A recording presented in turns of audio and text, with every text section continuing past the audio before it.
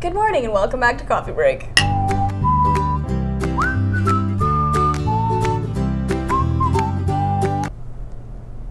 Hello. Hey, Catherine. Hey. I have something to confess.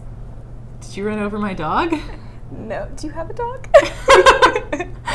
No, so if you ran over one, it's not mine. Do you know what holiday is this week? Black History Month. That's this month. Okay, this week. Catherine, I got you a Valentine. Thank you. Oh, and this is so perfect because I got you the same thing. Yay! We're so cute. A coworker brought in troubles today, and they are to die for. They're really, really good. But we're gonna save these. These can be our treat for. Some of us will save them for later.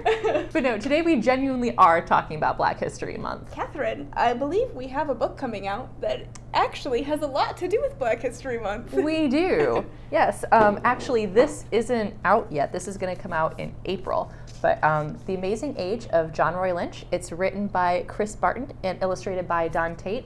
And we're really excited about this one because unlike some of our other Black history titles, this one focuses on a period in time that isn't often discussed, which is the Reconstruction period after the Civil War. I don't really know that much about Reconstruction, honestly.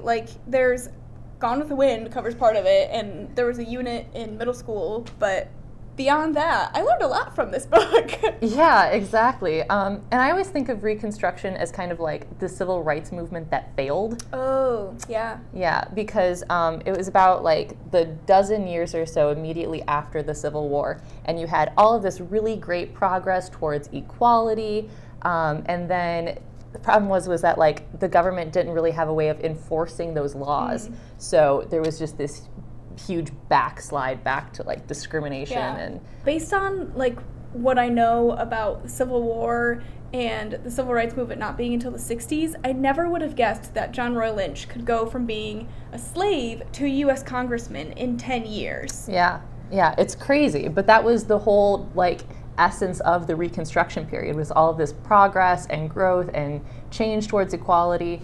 And I love this book because it really focuses on the issues that we've overcome while still looking at all of the areas that we still have to make progress on. So it's a really good balance of those things. Yeah, and I think that makes it a really, really great book to introduce Black history to young readers. Right, yeah, because you've got these illustrations here, this nice inspirational scene, but then you've also got the honest, bad stuff that happened. It really doesn't shy away. No, but I like that it doesn't shy away from the hard issues, but it's not overly graphic. Right. I think that's a really good way to introduce young readers to what happened during this time period and just starting some honest discussion. And this book also has some really great back matter. You've got a pretty detailed timeline, so you can find out more about the events that took place during the Reconstruction and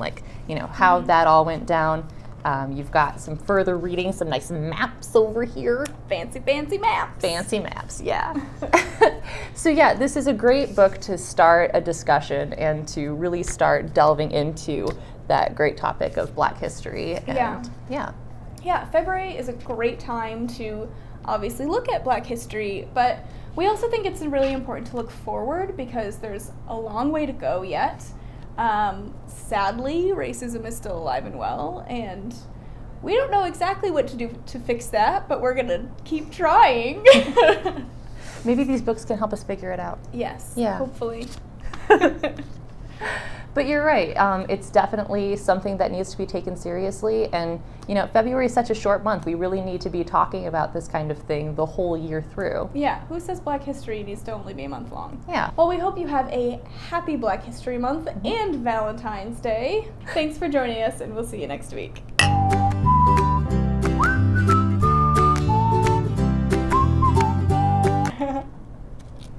Success. I don't know what you're talking about. Is that your chocolate voice?